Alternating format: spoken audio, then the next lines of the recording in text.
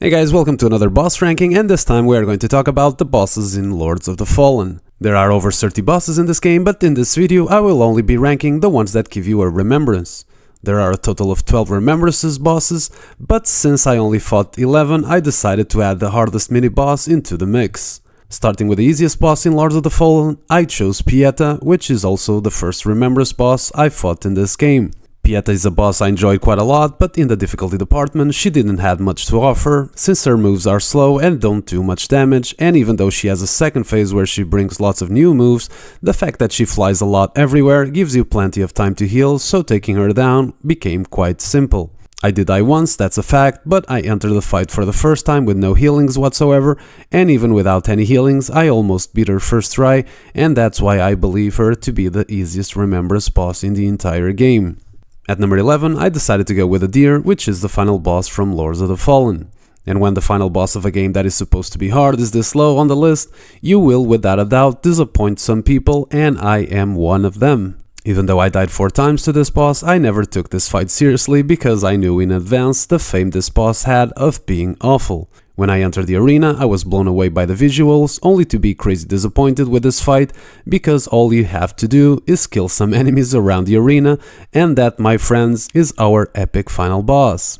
Even though the fireballs thrown by the shitty enemies do quite a good amount of damage, if you're patient enough, this fight is a breeze, and you're more likely to die of boredom because this fight sucks. In number 10, I decided to go with Congregator of Flesh. This boss is one giant scary looking beast with crazy range and many delayed attacks to mess up your dodging times, but there is one very important thing that makes this boss not go higher on this list, and that is how little damage it does, which is kinda weird due to its giant grotesque figure, which would make you think it would need to just 2 or 3 hits to kill you, but that is definitely not the case. I beat this boss first try while dying at the same time as the boss, but I have to admit I got hit a shit ton of times. However, due to the very little damage it does, it allowed me to survive and take the beast down without much problems. At number 9, we have the Unbroken Promise. Looking at this boss cutscenes, I thought I was going to fight a mix of Artorias and the Twin Princes, but this boss is nowhere near those bosses, neither in quality or difficulty.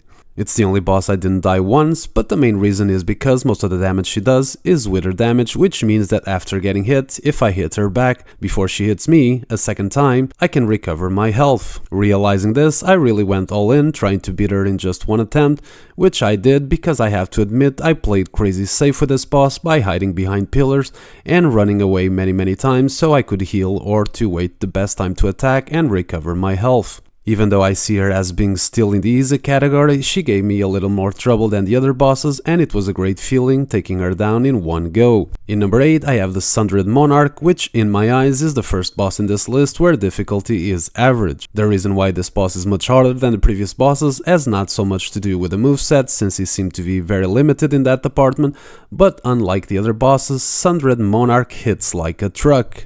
Most bosses in Lords of the Fallen need 4 or 5 hits to kill you, but this guy can take your entire health bar with just 2 hits, and his own health bar is absolutely massive. He is, however, a boss that if you play without the lock-on and go behind him, you will be able to hit him many times, and the boss will constantly look confused and will keep replaying the same moves over and over again. Sundered Monarch hits like an Elden Ring boss, but has the moveset of a Demon Souls boss, therefore average difficulty is the perfect place to be. In number 7, I have the Spurn Progeny. This boss on my first attempt felt crazy easy at the beginning, where you punish the legs without much problems, but then he decides to cover the arena with lava, and this is when things start to go higher in the difficulty department. With second phase activated, he brings new moves to the table, including very delayed swings, an arm that comes out of his mouth, and most of all, an attack that will piss many people off, because at a certain point in this fight, he creates a massive explosion that will remove your entire health bar. This attack was responsible for most of my deaths because there is a trick to deal with it, and I couldn't see the solution right away, which ended up being quite simple. So this means that the difficulty of this boss will vary between people because it will depend 100% in how long it will take you to find a solution for that single attack. In number 6, I chose the Hushed Saint. After breezing through the game up to this point, I was really hoping for a challenge to show up, and that's exactly what this boss gave me. Even though I was one hit away from beating him on my first attempt, it was just one of those lucky attempts where you have no idea what you're doing, but everything goes your way. What happened next was he kicking my ass over and over again because this boss has some really fast attacks, does some big damage, and the arena visibility can also get in the way. He has 2 phases, he teleports a lot, he uses his horse against us, he throws his weapon from big distances. He is definitely a much higher skill test compared to everything that came before him, and he is also one of my favorite bosses in the game. At number 5 we have the Hollow Crow. The first thing I want to mention about this boss is that he might just be one of the biggest gangfest bosses I've ever seen in a video game. You fight the boss, you fight normal enemies, you fight mini-bosses, there is just so many things happening on the screen at the same time. To make it worse, you can't simply attack the boss, you need to push your soul in order to do damage, unless you go into Umbral. But by far the hardest thing in this boss is the wind attack that will simply melt your health, and I simply could not find a solution to avoid it, making me die over and over again. When I finally beat him, the feeling was a massive relief because I was just getting really frustrated with that attack. In number 4 I went with Judge Cleric. Before I even got to this boss, I had people in the chat telling me to prepare for an S-tier boss fight.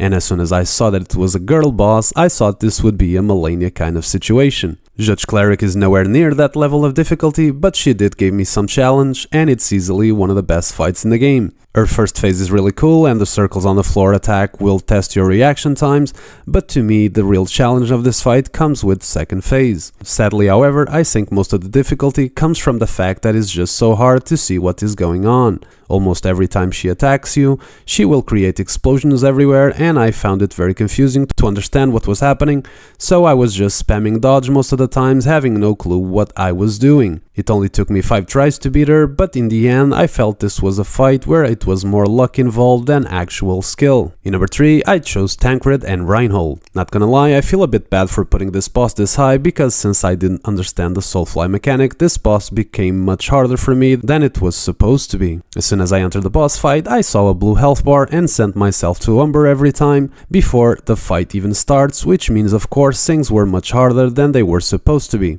On my winning attempt though, I forgot to send myself to Umbral, only to realize you can actually kill the boss just by simply attacking him. I still decided to put this boss this high though, because it's 2 very different bosses that require you to learn their moveset, and these guys hit quite hard, and especially Reinhold seemed to have a ton of health. At number 2 I have the Light Reaper, which gets my number 1 as the hardest remembrance boss in the game. We fight this guy not once, not twice, but 3 times because when we meet him in those first 2 encounters, we are simply not prepared for him. 3rd time is the charm though, as we fight what is to me probably the coolest boss in the game. The fight starts with the dragon attacking us with fire breaths and trying to land on top of you and squish you like a bug, but the real challenge comes when the Light Reaper lands to come for your soul. He starts with a blue health bar, and the challenge starts right there because you have to find how to destroy the blue thing in the arena or he will just keep healing itself. This is not so easy to achieve since it chases you non-stop and can hit you from big distances. Later into the fight he buffs his weapon with fire and he will do tons of damage and create massive explosions that will drain your health bar in seconds. To finish it all, when you finally think you beat him, he will summon his dragon to commit seppuku for a final explosion that might end up killing you. This boss, however, is nowhere near as hard as my number 1, which is just a mini boss that made me enter rage mode. And that boss is King Rang Guardian Folard. Now I know that this might seem like a weird choice, but hear me out, because when I finished the game I went to see other people fight this boss and he is actually quite easy, but that is when you know how to play the game. For me, however, as soon as I saw the blue health bar, I sent myself into Umbral every time, and instead of fighting 2 bosses I had to fight 3 at the same time. This felt like I was back at Dark Souls 1 dealing with Ornstein and Smaug, because this is one tough gank fight. The dog will die in 3 hits, so he isn't much of a problem, but the other 2, especially the big-headed dude, is a nightmare to deal with, and it does massive damage. The arena also doesn't help, since every time I would go close to a wall, the camera would go crazy and I had no idea what was happening. To beat this boss I had to come up with a strategy, and I realized that if I could get a big distance between the guy with the sword and the big-headed dude, I could have a chance, since the big-headed dude mostly would just spam attacks from a distance. I learned the sword guy moveset really really well, I kept my distances, and after 22 deaths I finally beat what was to me by far the hardest boss in Lords of the Fallen. Overall, the bosses aren't From Software level of difficulty, but they will still give you some challenge, and I had lots of fun fighting them. Hope you enjoyed the video, and if possible tell me in the comments what are your top 3 hardest bosses in the game, and again thanks for watching, I see you guys in the next video.